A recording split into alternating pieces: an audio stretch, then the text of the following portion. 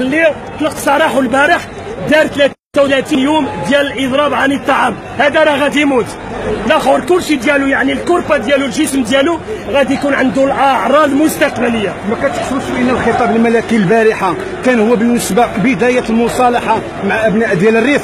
ما كانش المصالحه، حنا 65 سنه اش دابا كنشوف هنا 60 سنه ديال الفرصه.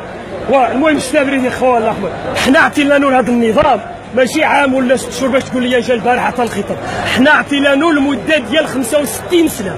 الى 65 سنه ما دارش فيها والو، غادي يجي دابا يدير لك في شهر ولا في عام ولا في 10 سنين، كنأكد لك راه ما غادي يدير والو.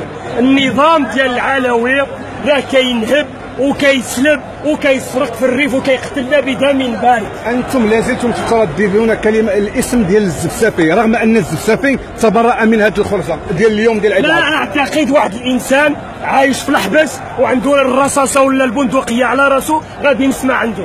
نصر الزفسافي كنعرفوا المواقف ديالو، مستحيل غادي يخرج بهذا البيان ولا هذا البلاغ.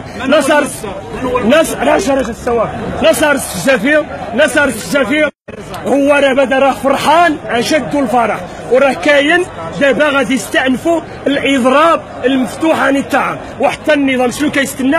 يفتحوا في اضراب مفتوحه، وعقل على هذه الهضره، يفتحوا اضراب مفتوح عن الطعام لمده ديال 30 ولا 35 يوم كما داروا مع ربيع الابلاغ.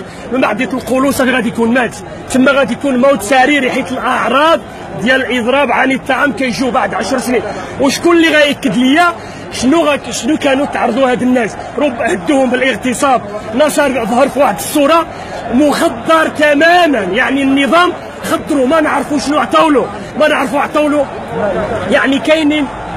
يعني الحقيقه باش تقول لي راه النصر كيتبرع، هذا كلام مردود ومردود يعني نهائيا. هو ربما الا كان هذا الخبر صحيح كيقصد مثلا الناس ديال الحسيمه ولا الحراك ديال الحسيمه. الحراك صافي المهم كان شي خصها تستمر.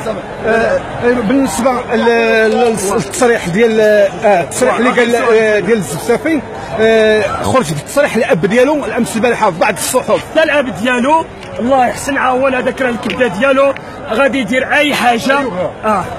جا نسيور بشي يوم عادي. يعني اصلا ما غاديش واحد الانسان عايش في السجن مهدد غادي يعطي واحد التصريح غادي نصدقوا. الله غالب، حنا كنعرفوا نصر منين كان في الشارع عمرو ما قال لنا ما تخرجوش. مادام نصر عمر ما قال لنا ما نخرجوش منين كان في الشارع، هذاك هو قال لك في اخر الرساله ديالو، قال لك لازلنا على الطريق، يعني اما النصر واما الشهاده. يعني دابا والله ما نرجعوا للدار، نبقاو بهذا الاسلوب والاشكال غادي ترفع. بالمناسبه يعني الا قاعد تسجل شي واحد باش يوصل لهم مزيان، بالمناسبه راه المطالب غيترفعوا. مادام هذا النظام ما بغاش يحشم، مادام بنادم كيطالب بالسبيطار انت كدير الحبس كتعتقلوا كتختطفوا. عمر حنا في الريف ما شفنا طياره. استنى نكمل هذه الهضره. بالنسبه للتجار اللي في الحسيمه رفعوا دعوه باللي كيخرجوا كيطهروا يعني السؤال ديالك. استنى نجاوبك، نجي نجاوب. حنا شفنا الناس يعني الناس اللي عندهم الدكاكين واللي عندهم الحوانت بلعوا كلهم 20 يوليو. واش هذا دليل انهم يكتبوا البيان؟ ما كتبوا لا بيان. الشعب الريفي كله باستثناء الخونه بحال الياس وبن شماس، هذوك الخونه المستفيدين مع هذا النظام المجرم هما اللي ضد الحراك. لم يكونوا هم من بداوا الحراك؟ يعني شكون هادو؟ يسمون انفسهم بمقاده الحراك. دابا شفناهم دابا في هذا الوقت هذوك راهم في السجن. حنا بغينا الحريه لهذوك، عاد نستمروا.